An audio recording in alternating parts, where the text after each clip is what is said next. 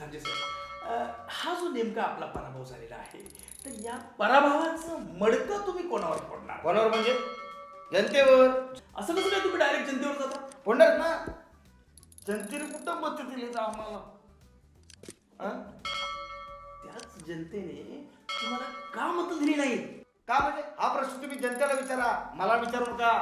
आणि हो, जनतेला प्रश्न विचारताना 4 माणसं सोडून प्रश्न विचारा. 4 माणसं सोडून म्हणजे? आई, बाबा आणि बहीण. आणि चौथा? मी चौथा. तुमचा पाटील. आणि तुमची बायको?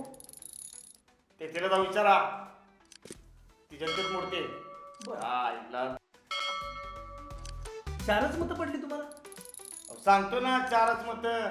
आईला बरं धनंजय साहेब, पुढारी म्हणून तुम्हाला एक तत्वज्ञान सांगतो. कोणतं?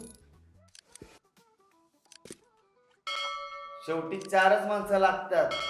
आपण तुमच्याकडे 3च आहेत.